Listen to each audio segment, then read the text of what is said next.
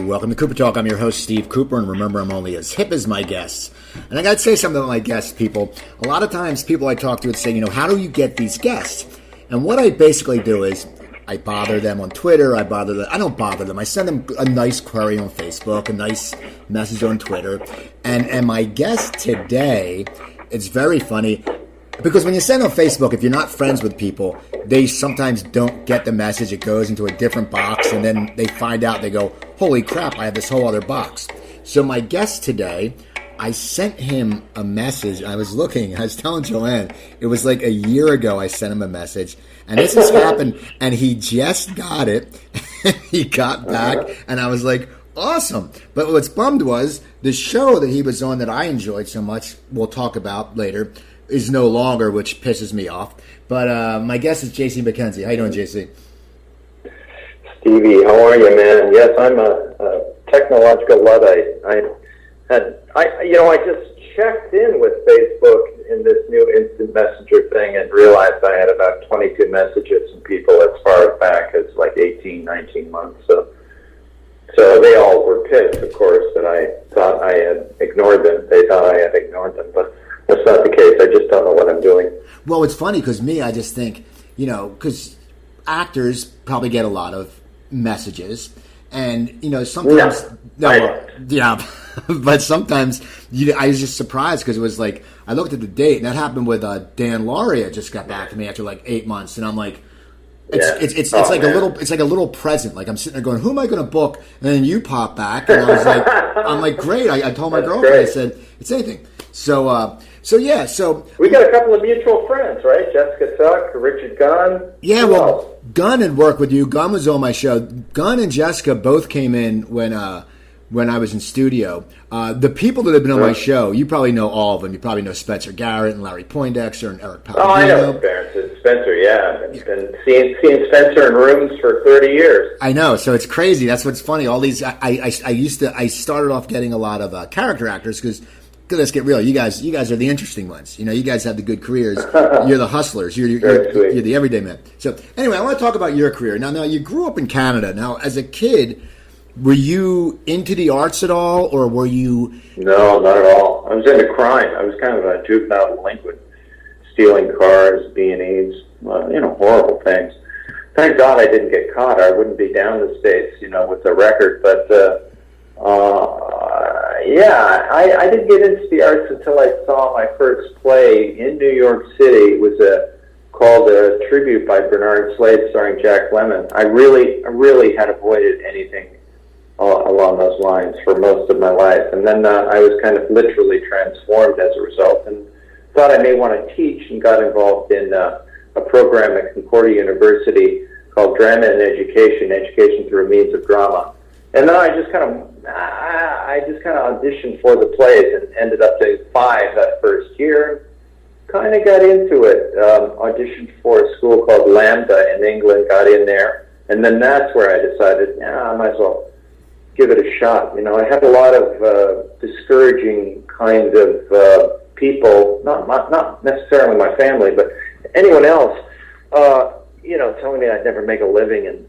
So anyone listening, I just encourage kids all the time to do your own thing and don't listen to the naysayers. And nobody knows but you, and you make your own life, and you don't want to regret it. Now, all those platitudes. So. Now, what was like the city you grew up, or where you grew up in Canada? You said were the naysayers from there or down the road, or was it odd for someone everywhere? In your area? My God, I ran into them everywhere. But I grew up in Ottawa.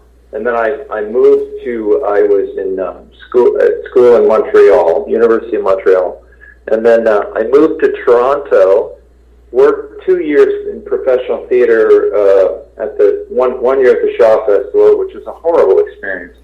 And then I auditioned for the national tour of Biloxi Blues by Neil Simon and got that, and that's what got me down to the States. And I've been there ever since. I've been in New York or LA, since the tour many years ago. So it worked out well. I have no desire to go back to Canada. Really, I visit my folks, of course. But, so when you got that touring with the Biloxi Blues, did you then get a green card, or did you get a permit to work, and did you also get your theater card in America?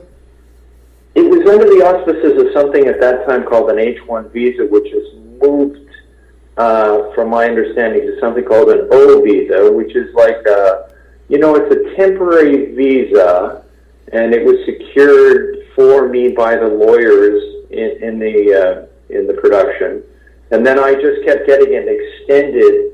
Not necessarily, I was under a modeling visa at one point just to stay in the country, which was bizarre because I'm not attractive. So, I'd show up at the border and they say, "What do you do?" And I say, "I'm a model."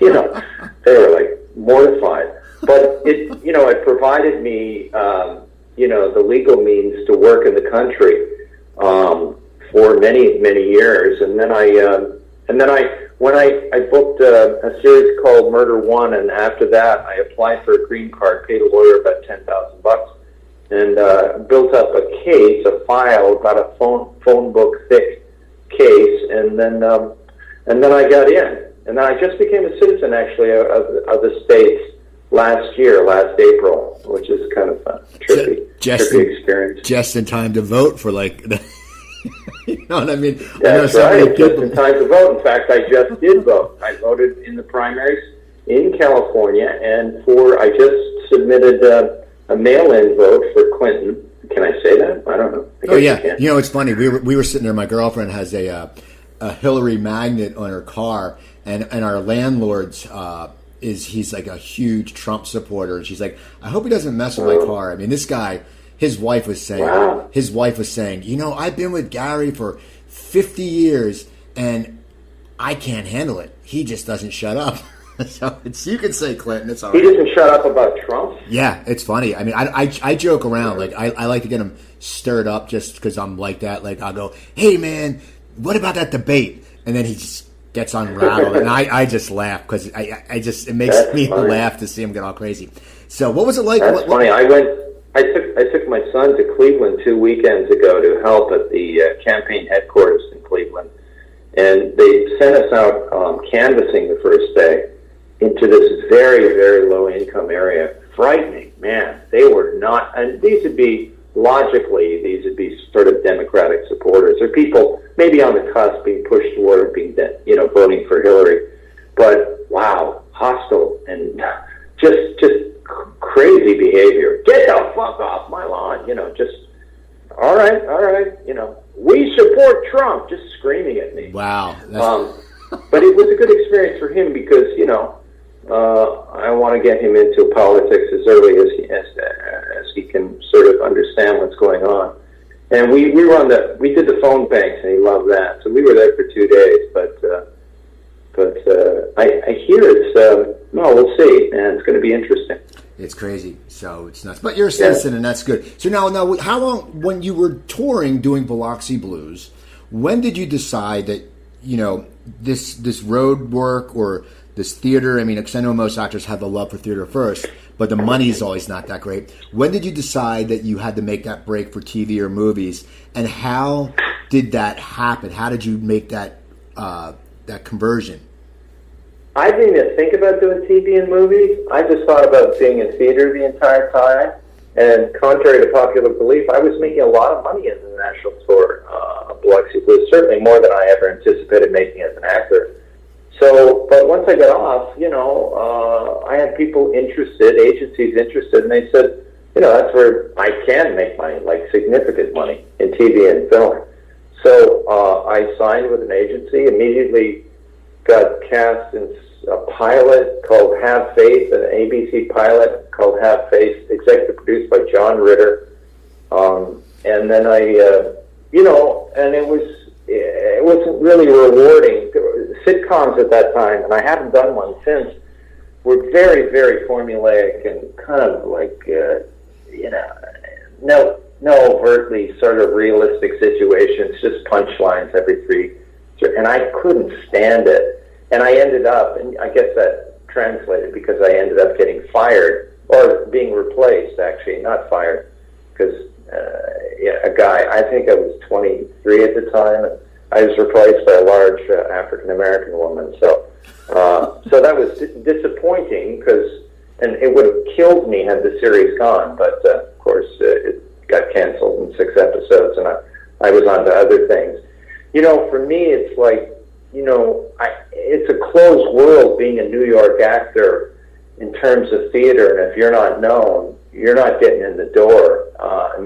It was only when I started doing television and being a series regular and things that people in theater perked up and said, hey, let's offer him a role in the play. So I was a little, I don't want to sound bitter or negative, but, it's unfortunate. But that's what it took to get me in the theater doors in New York, where was television and film. So my experiences in film have been, great ones because I work with Scorsese a lot, but, you don't get paid a lot. For me as a character actor, and, scale 10, take it or leave it, there's 10 guys behind that'll, jump in to take a role in any of his stuff. But it's just the artistic experience of working with a guy like that and being on set and seeing how the pros, like big-time pro A-list stars work. And it's it's not as daunting as I thought it would be. In fact, I've been on television shows with much lesser talents where people exhibit far more in the way of attitude than these big stars, who are often very, very nice, shockingly nice. So it's been a good deal. The payment structure for film and television has changed dramatically. And where character actors used to make, they used to meet quotes for character actors years ago, they stopped doing that. And now it's like, hey, you get scale and you get 10% for your agent. That's it. But television, you can make money. So thank God they haven't dismissed that payment for actors, particularly character actors.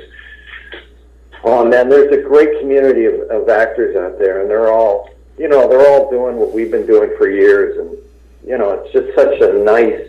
There's a brotherhood of for actors out there, which is kind of cool. You see these guys, after I've been seeing these guys for, like, as I said, Spencer Garrett for 30 years, and they're just there's not a real competition because we're all still at it and we all work. And anyway, I'm sort of blathering. Sorry. Oh, that's you fine. Probably have an agenda. You want to. Oh no, that's this. You can cut half this shit out if you want. No, I don't edit. This is my whole show. I like that. I want to talk more about your TV career, but I want to know, how did you meet up with Scorsese? And you've been in 3 or 4 of his films, I believe. I think 3. I've been in 3 films and 1 TV series, Vinyl. Yeah. So I auditioned like anyone else for Ellen Lewis as casting director. And I just got into the first film I did was The Aviator. I played Kate Blanchett's ex-husband, Luddy. And I had this cool scene with Kate Blanchett and Leonardo DiCaprio where we just kind of, our family takes the piss out of him. We come from a very wealthy family. We take the piss out of him. And we get into a big fight. Anyway, and then I was in The Departed. I got a straight offer for that, but just a small role. I played some guy selling Matt Damon an apartment, and then I did The Wolf of Wall Street, playing the prosecuting attorney that takes him to task toward the end of the film, and then I got a call to audition for Vinyl. I've had to audition for all of his things except for The Departed. So He was. But I don't care. It doesn't matter. Exactly. You're working for Scorsese. So now back to your TV career. Now you said you came out, you got that pilot, and then you were working along, and then it seems like Murder One was your first series. Now, how did that come about? And you worked with Bochco. And I mean, were you sitting there? You were getting parsed. Do you have any pilots in between that first pilot and that, or were you just? Nah, man. I couldn't get arrested. I'm an ugly character actor, so it's hard to get in the door. So the part originally, as described in the character breakdown, was short, 42, Jewish, and overweight. And I'm a tall, blonde wasp, and I think at the time I was 32 or something. So I know Alexa Fogel, who's been a friend of mine for years, and she said, "You're wrong for the part." And I said, "Just bring me in. I just want to meet him."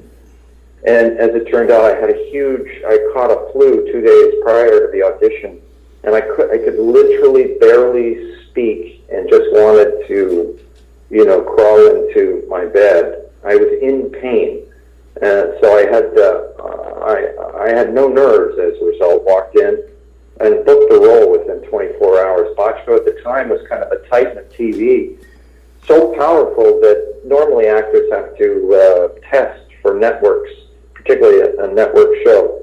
And Bochco at the time was so powerful he could pick his actors, and they didn't have to jump through hoops and going through network, which is often a horrific experience. I don't know if your other actor guests have described this whole scene. Apparently, it's changed now. They have actors. Often now, because of technology, we can audition from our homes, or apartments, wherever you are. So they're having actors do that for test deals now, which is kind of cool because then you can do it in the freedom, and you're much more relaxed as a result, which always makes for the best work. So now you get the part. I mean, and now what is it like now for you?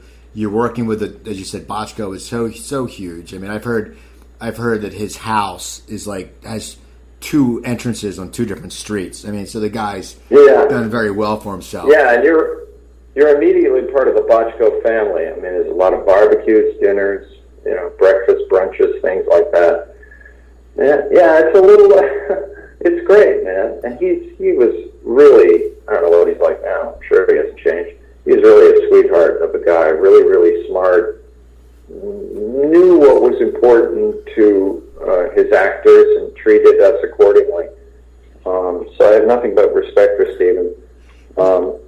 And we thought the series got just enormous, got great critical acclaim. So we thought I thought I was going to be on TV forever. So it was shocking after the first episode. I think we were on against ER on Thursday night at 9 or something. We just got killed. And then it just never kind of recovered. And by the end of the second year, we got canceled. Being canceled on a show as an actor after you've been working steady for 2 years is just horrific. Because you go back into rooms and you think things have changed, and they really haven't. I mean, you go back in the rooms and people are like, they're thoroughly unimpressed. I don't know if it's changed now, but that's certainly what it was like back then. I've heard it's pretty much the same. Oh, really? Yeah. Well, after doing an HBO show has been different, though. Because I can't tell you how many people watch HBO. I know it's kind of the premier cable network, or was. I guess that's changing because of Netflix and stuff. But man, oh man, I mean, really kind of cool people come up to you and tell you, about little moments that you didn't think registered, and they knew. I mean, they're heavily invested and involved in the show. So that's been a bit of a different experience than these other things I've done. Now, when you did Murder One, what was it like for you going, having a background in theater where you perform? What was it like to you transitioning? I mean, I know you had other parts on TV shows, but now you're on it every week. What was it like for your acting and your discipline? I mean, when you do a play, you just, you're on in character for 2 hours, whatever it is you're working. It's like you do your scene, cut, redo it. What was for you the transition? For me, it's always been kind of a daunting exercise to control my nerves. I'm really nervous, and I was pretty nervous doing that TV series because I always thought I was going to get fired. And so the whole 2 seasons was spent just trying to quell nerves by reading self-help books and meditating. It's much more liberating being on stage because you often are your own boss. Nobody's going to stop you and give you anal notes about, picking up a cup the wrong way. Like they do. You have to be cognizant of so much more in the way of technical paraphernalia that you just don't handle when you're doing a play. So it was a real learning curve for me, and I spent the entire time watching great actors who were on the show with me, like Stanley Tucci and Dylan Baker and Patricia Clarkson and Mary McCormick, and just a great slew of character actors who came on to do guest spots like Richard Schiff, and I learned from guys like that, and so it was cool, man. It was cool for the money, and it was cool for the artistic experience, but it's just a different set of skills, and you continue to learn. I continue to learn now. Like, some days I really suck and don't know what I'm doing, and you feel shitty, and then some days you hit it. I'm much more comfortable on set, but I still get really, really nervous when, right before you shoot, the first take of a scene you're shooting. I get pretty nervous, and then you kind of relax and get into it. And everyone's largely cool on set. I haven't worked with too many idiots, and the actors are just so grateful to be there and working. The realities of being a character actor in New York or LA are just, I recommend everyone see this series who's thinking of becoming an actor. Not a series, it was a documentary I was in called That Guy Who Was in That Thing. It's about 16 character actors, and it's about the life of a character actor and what it means in terms of work, what it means in terms of money, the reality of getting work in this really competitive business. It's pretty good. It was directed by a guy called Ian Romaine. Ian's been on my show. So, Ian's been on my show. Yeah, because what happened was where I used to record at a studio, and we were right next to New Wave Entertainment, and Brian Volk Weiss helped produce that show. So Brian was on my show, and then he was talking about that movie, and since then they've come out with a female version, and then Ian just directed a Star Trek version, and so I sent Ian a message because I was into the character actors, and so Ian came on, and he was nervous because he's not used to getting interviewed. He's an agent, and pretty smart dude. Oh yeah, very smart. And he came on, and so I hit him up every once in a while. I go, "Hey, you got anyone for me?" And then he sent me a message. He goes, "Oh man," he goes, "2 of my clients are on. I feel bad. You got them before I did." And I said, "It's all right." But you're right. It is a great movie because it shows. I always look at it. I go by IMDb credits. And it's like so many people have so many, and it's amazing when you look at a body of work. So it's. Yeah. It's cool. It's a great documentary. So I've had more actors come up to me and talk to me about that than my work.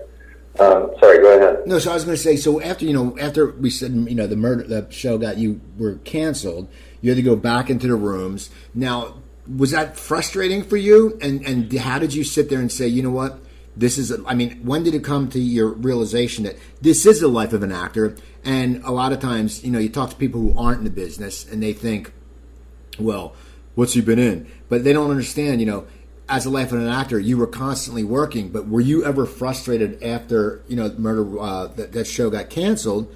Were you ever frustrated constantly frustrated? I hate auditioning because I don't know. It's just I don't know. You got like a minute and a half to I guess there's no other way of doing it though. Unless you're really really well known, and all of us are sort of known, but you got to go in there still. So I found it very, very frustrating that some of the material was just so substandardly bad. So auditioning and picking shit off the page and making it real in front of a group of strangers, for me, is horrifying. I in many ways, I shouldn't be an actor because I'm so uncomfortable with a lot of attention. So you show up on set and there's 300 people staring at you, waiting for you to do your line. They want to get home to their wives and husbands. And, it's just a different experience. There's a lot of self-promoters out there, and listen to me. I'm on a podcast talking to you. Yeah. So I have, I can complete a sentence, but I really find the experience not comfortable. And auditioning is, I can't stand it. There are actors that love it, but I can't stand it. I got to get over it. I've been at this a while. I should. But you're doing well. So maybe if you all of a sudden sat there and didn't get afraid of an audition, you'd suck in your auditions and you wouldn't get booked. Maybe that's what adds that that nervousness, that energy. They always say you have that spark of energy when you have a little bit of nerves in you. Maybe that's what makes you get the stuff booked. Yeah. I mean, I'm starting to thankfully get offers. So just straight offers. I got an arc, and I'm still on an arc on Madam Secretary. I've done like 7 episodes. I played presidential candidate Sam Evans. So that just came about. A final got canceled, and then I decided to take a trip with my family to Greece. We went to Greece, and then a week later, I got an offer to do this thing. So it's cool, and that's all an actor wants to do is work, because work begets work. It doesn't matter what you're doing, really.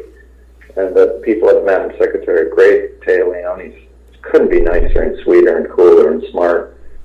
And then, so that just, it juices you up. I'm going to sound like I'm bragging, but I'm not. I'm just telling you what I'm up to, and maybe people will watch it or whatever. But I just booked an Aaron Sorkin film called Molly's Game. I'm signed a non-disclosure agreement, so I can't really get into what it's about, but oh my God, it's so well written.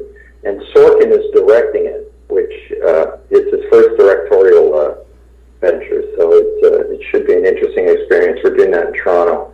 And it's starring Jessica Chastain and another big star. I can't remember now. But anyway, I play the lead prosecuting attorney.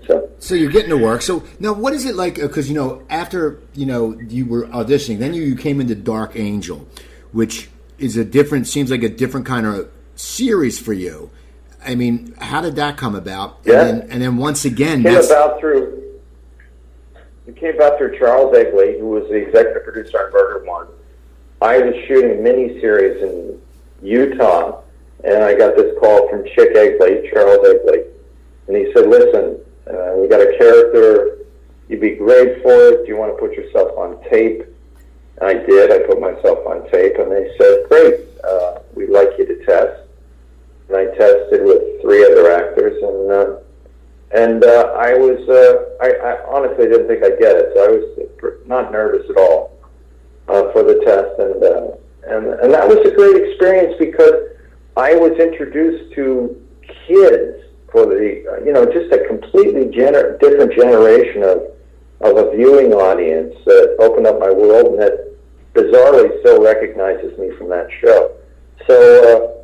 So it was cool, and I got to tell you, there are very few people that are loyal like Chick Egley. I mean, that guy has cast me in everything he's executive produced, including Dexter and the Cox Show starring Michael Chiklis. I can't remember what it's called. The Shield. I mean, yeah, Shield. I mean, just great quality stuff that he was writing and executive producing, and it's just all offers. AJC, do you want to come in? We'd love you to do this bit. So it's guys like that, and Marty, Scorsese, I should call him Mr. Scorsese.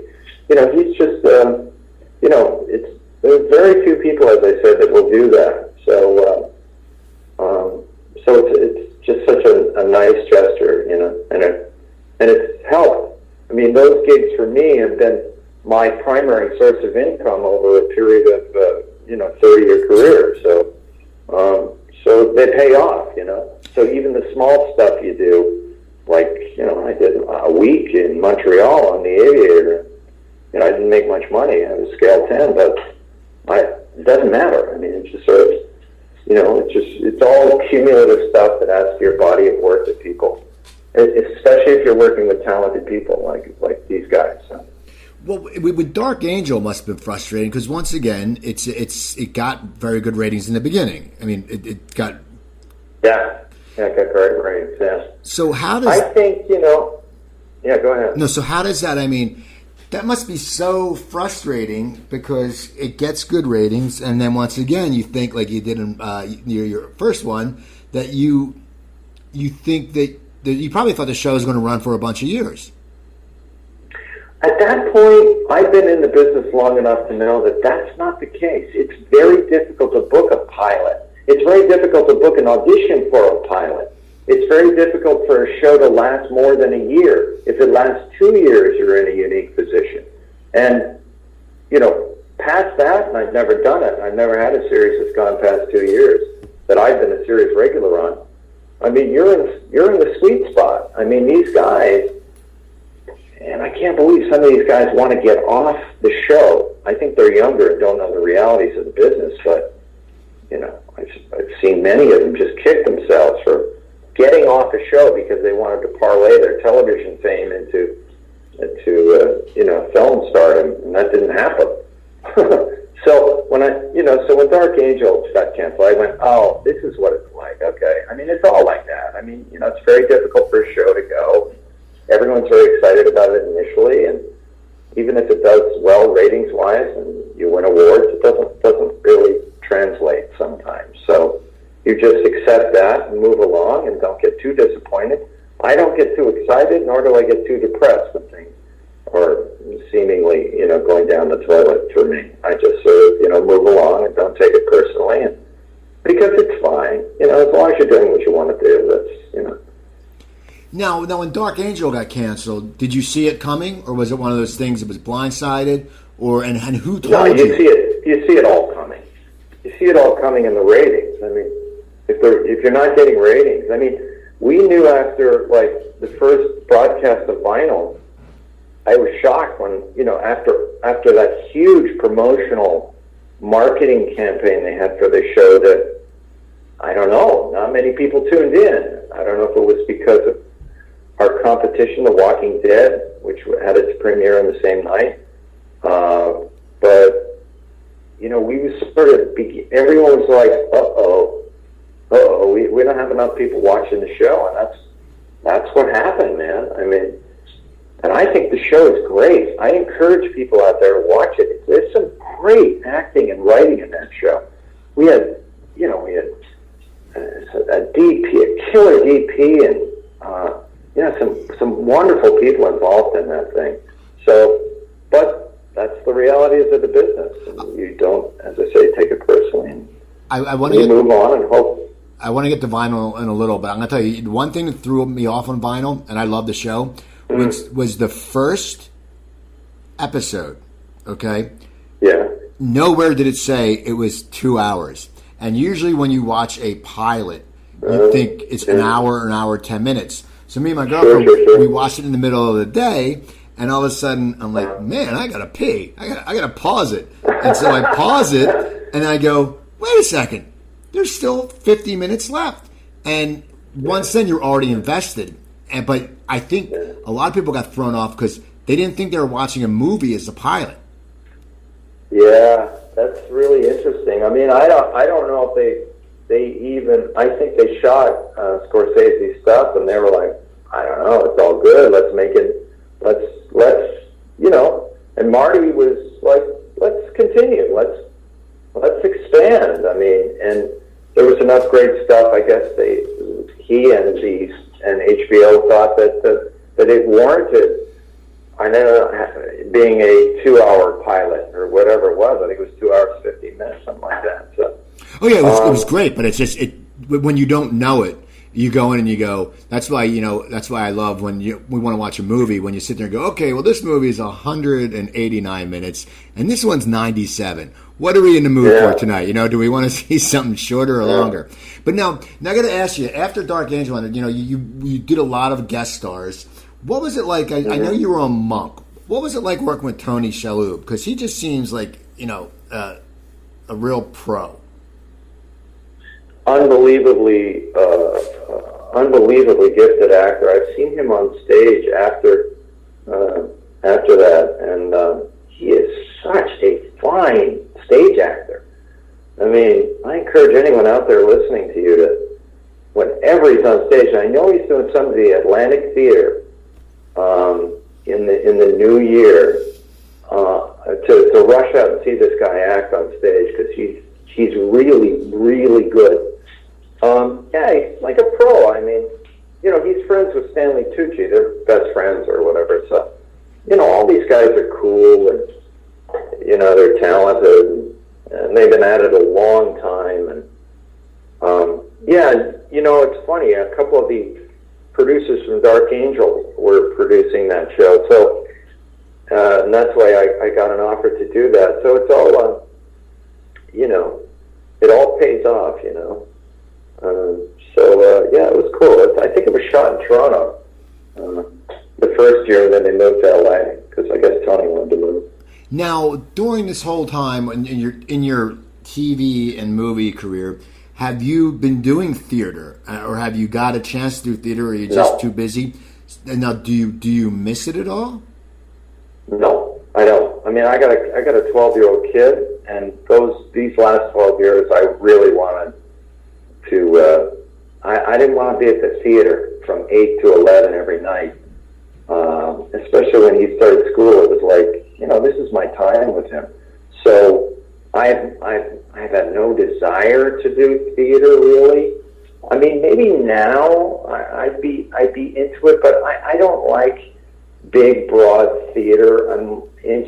For me, things are done like a Mike Leigh movie, like kind of a documentary style of acting. I'd be into it, but with overlapping dialogue and people talking at the same time. And but unless it's like that, I can't.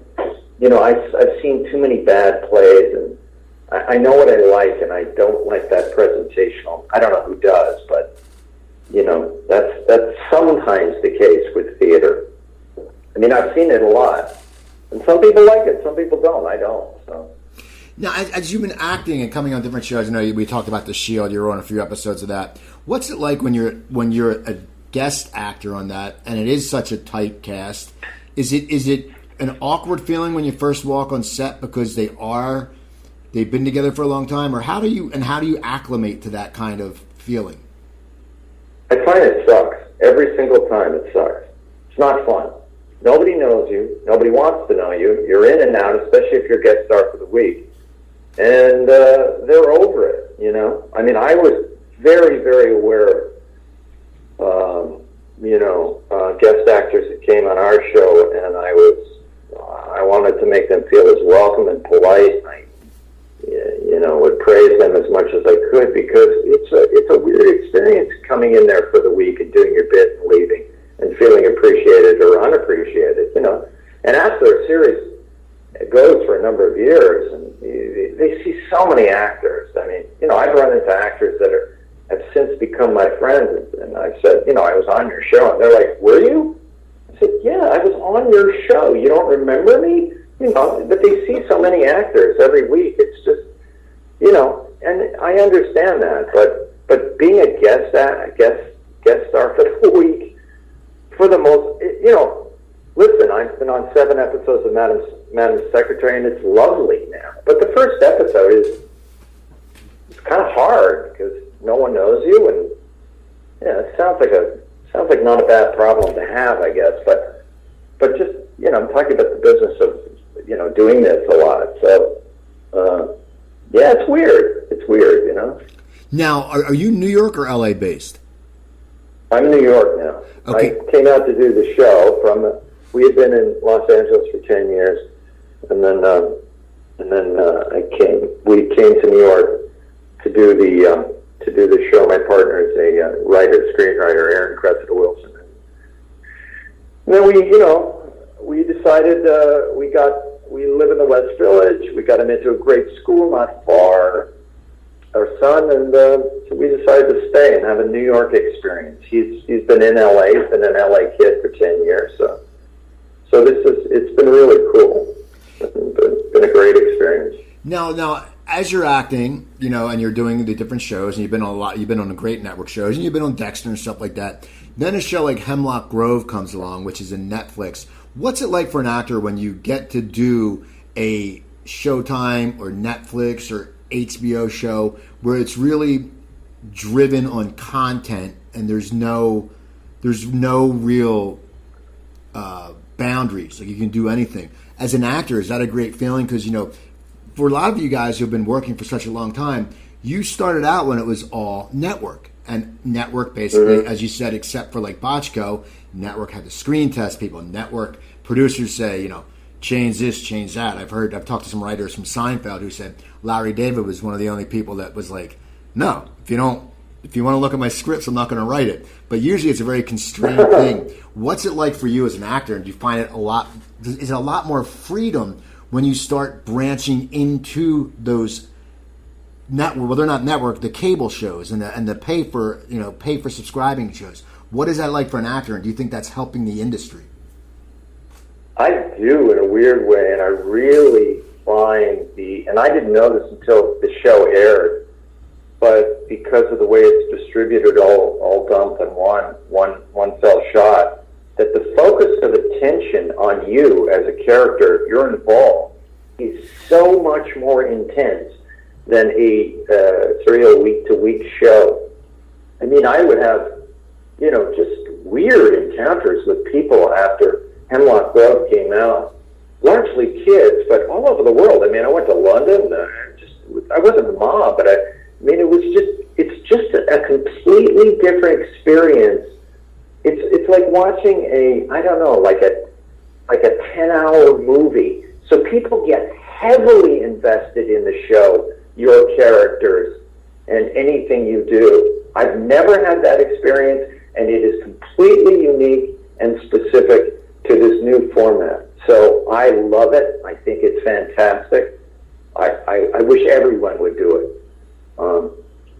But I didn't know that at the time. It's only afterwards where I realized the effect it had. And then, of course, I've watched series myself. I watched Deadline. I think it's Deadline. It's a fantastic Showtime.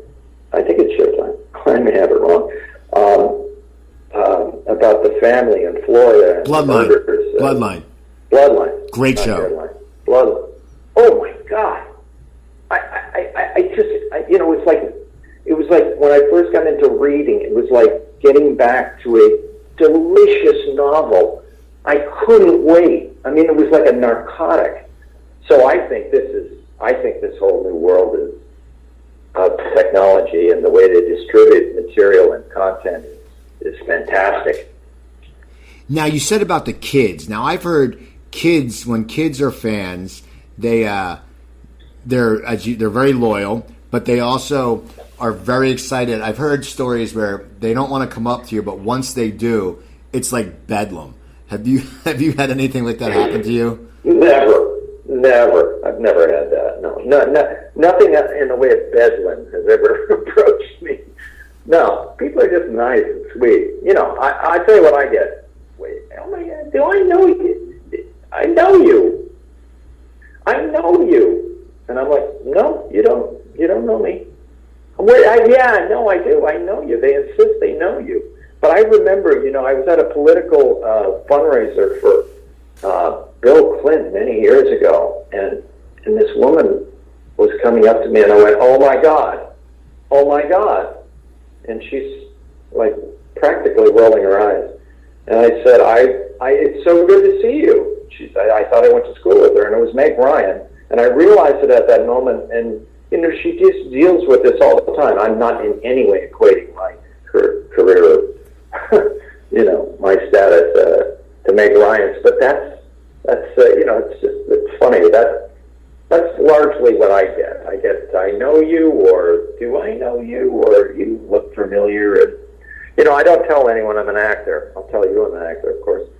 But because people are so cynical, particularly in the larger cities like LA and New York, I just tell people I'm a scientist, and that gets them off the topic, and we move on.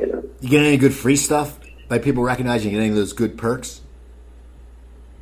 You get a publicist, you get perks. Like, I had a publicist for vinyl, and you're not necessarily going to be in the New York Times every week. So to supplement what might be a very minimal amount of press, they have deals with designers, clothing designers. So because you wear their shit, you're on a TV show, and it's free advertising for them. So I got a lot of free clothing. I had a publicist when I was doing Murder One too, and same deal. So that's those perks are nice, but not tons of free shit. No.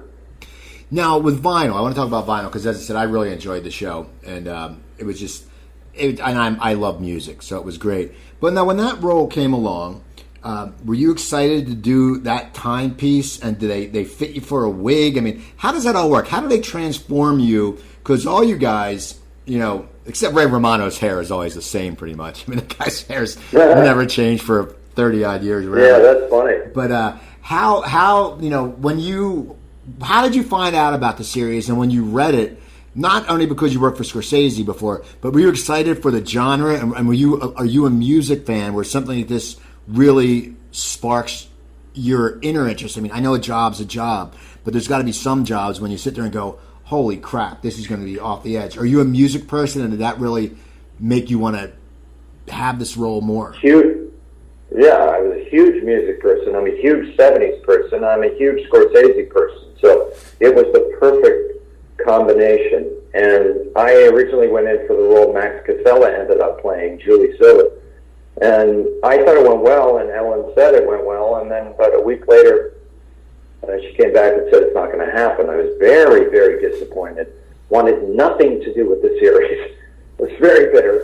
And then, I got a call 8 months later. 8 months later. It's a long time.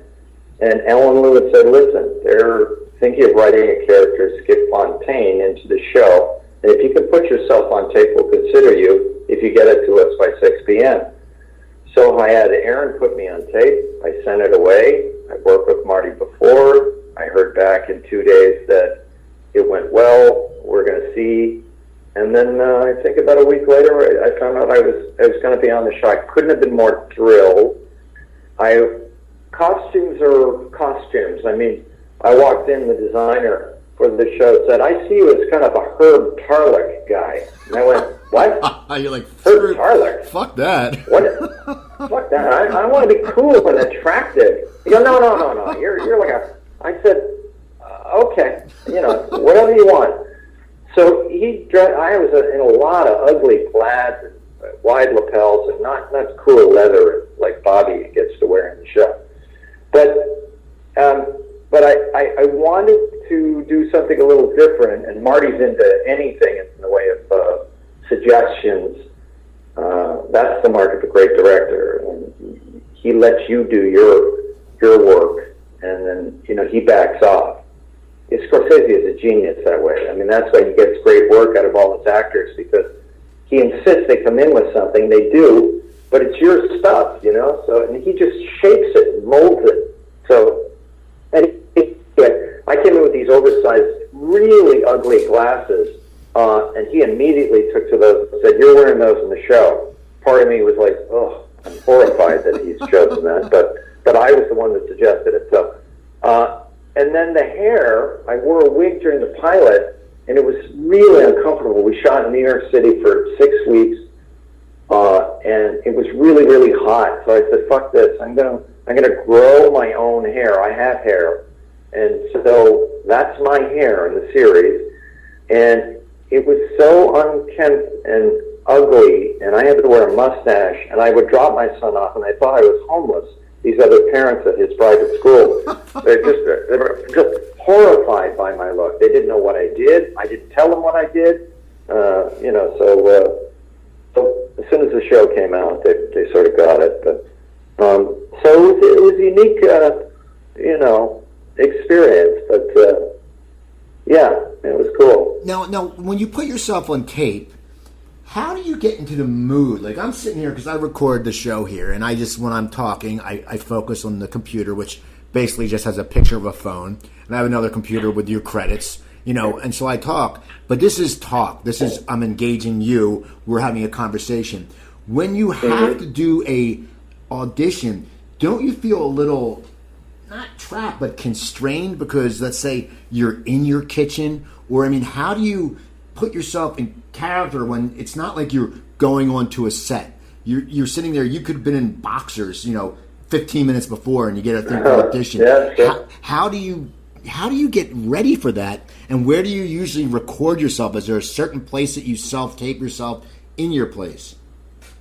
Yeah, I tape right on my couch, and I have this weird Murphy bed, this kind of fancy Murphy bed by this company called Resource Furniture that has this weird, beautiful backdrop. So I use that, I do it on my iPhone. The iPhone is on a box, which is on a table, which is facing me. I have my son, who's 12, who can actually, he's a pretty good reader. So he reads my stuff with me. I got to pay him because he's not interested in doing it, because I got to put myself on tape a lot. So I pay him, and he puts me on tape. He reads the other part, just off to camera right. And it is actually lovely. It's liberating. You're very comfortable. You're in your own home. You're working with somebody you know that won't judge you. I love putting myself on tape now. I was a little embarrassed to put myself on tape and ask other people to read with me. So at first I was, recording my own voice with doing the other part, leaving enough space to do my part, and then staring into the camera. And my agent was like, "Dude, this isn't working. It looks like you're talking to no one." I said, "I am talking to no one." He said, "You got to stop that. You got to talk to people because you got to look into someone's eyes and be a human being, So it was a bit of a learning curve, but now with the technology, it's on your iPhone and in iMovie, and then transported via Vimeo to your agency and then the casting director within the hour. Now, I used to put myself on tape with a big boxy, DVD thing, and, I'd have to bring it down to an agency, and they'd spend a week cutting it and getting it together if they could get it done in that period of time, and then you get it and send it, via FedEx to the casting directors. And it was a month. It was a long period of time, but technology has completely, radically changed this whole thing for the better, I think. So now you're on Madam Secretary now. Now, what is that like? What is it like to play a presidential candidate in such a weird time of politics? It's kind of cool. I mean, it's a little daunting because I'm dumb and have I'm pretty insecure. So I'm often playing weirdly very smart people who have a lot of confidence, like this guy, Sam Evans. He is in the Donald Trump mode. He's kind of like Donald Trump light. And you'll see as the character progresses out throughout the season what happens. He's pretty Machiavellian. But so it's cool, man. It's like, you put on the suit, that's half the battle. As long as I know my lines pretty well. And that's often the key to playing these smart dudes, because they don't, smart guys they just say it. It comes out and it's confident, they know what they're saying, and there's not a lot of pausing and hesitating, but so it helps to really know your lines, and as long as that's done, that's half the battle. And the cast couldn't be sweeter. I mean, it's a great, lovely group of people. As I mentioned, she's delightful, and I met all the other actors or knew them before, like Jelko Ivanek and people like that. And they're just, they're great old New York theater actors. So now, where does it shoot? There's a studio in Brooklyn. Shoots in Brooklyn and Queens. I'm sorry, Queens. Silver Cup Studios in Queens. So, and then we're on location a lot. So, and just shot in the park. In Lower Manhattan. I had a bunch of extras pretending they were into me. Yeah. Now, now, did you know it was going to be a recurring when you first got it, or did the character build? He's running for the presidency, so I knew something was going on. And I know it was probably going to be more than one or two episodes, but I had no idea. I mean, it's still continuing, and I can't really get into divulging the storyline, but so we'll see, man. It's cool. I mean, it's a job. Now you shoot tomorrow. I shoot tomorrow, yeah. Now, how do you prepare the night before? Like, what will you go through to be ready to go to work tomorrow? It's not like you're an accountant where they go, "Oh, we're just going to look at the books." What do you do, like, the night before? And do you get antsy before you go? No, I mean, I just make sure I know my lines. That's half the battle.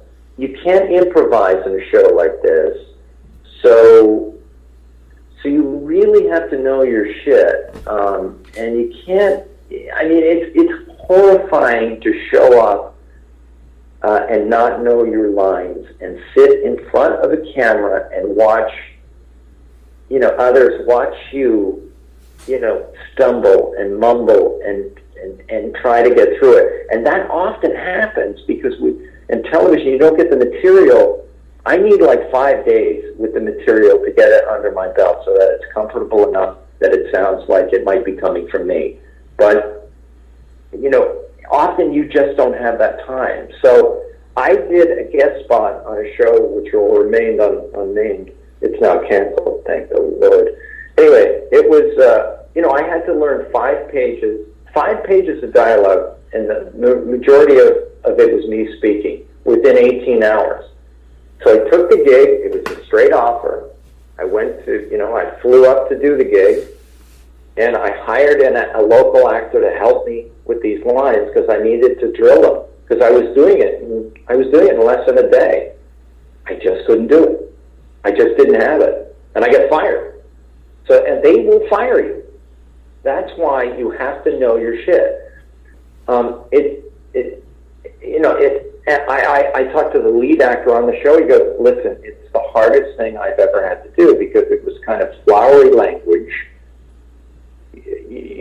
Sometimes it was changed while you're walking toward the set, and they insist on it being word perfect.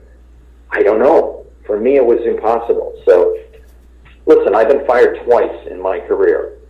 And one time, as I said, I was replaced by a larger African-American woman. And this time I was replaced because I didn't know my lines. I don't know. There's no excuse for it, but then again, I talked to other actors, and, there are people that have I think Ray Romano has a photographic memory. I said, like, when do you learn your lines? He goes, the night before. I'm like, what? The night before? Oh, yeah. But, some people have that talent. Well, cool. So, Madam Secretary, when is that going to start airing? Oh, it's there. Yeah. I mean, when are you on the next episode, or what are we going to do? Yeah. I think I'm on the next episode. I don't know what episode they're into, but I was in the first episode I did was the premiere episode, directed by Morgan Freeman, which was a cool experience because I had no idea what Morgan Freeman's going to be like. And of course, he's such a great actor. He was so cool with the actors. Like all great directors, he just left you alone. As long as you were doing the work, he just left you alone. He trusts his actors, which is what, just because they say you're a director doesn't mean you have to direct. Often it means not directing, just sort of seeing what happens or evolves. So he was like that. I love working with him. Anyway, that was the premiere episode. I think it aired 2 weeks ago, maybe. So we'll see you throughout the season. Yeah.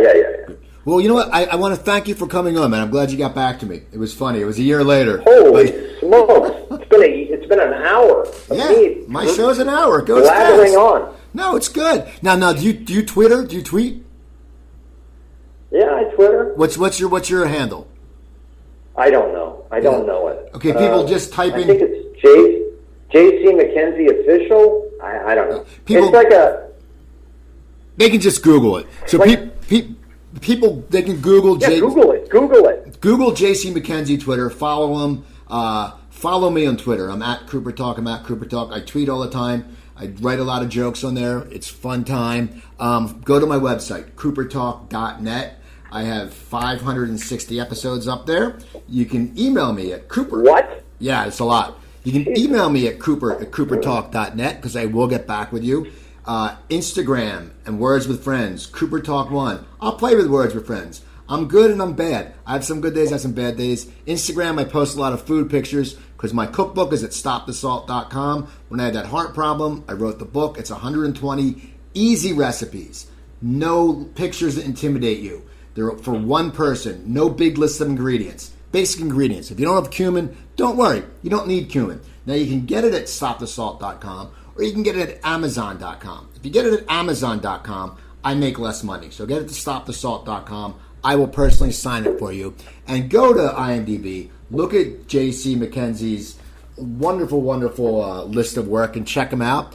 And keep listening. Next week, we have Martha Davis from the Motels coming in, a few other people. So please look up JC McKenzie, MacKenzie, and follow him on on Twitter. Follow me on Twitter. I'm Steve Cooper. I'm only as hip as my guests. Don't forget, drink your water, eat your vegetables, and take your vitamins. And I will talk to you guys next week.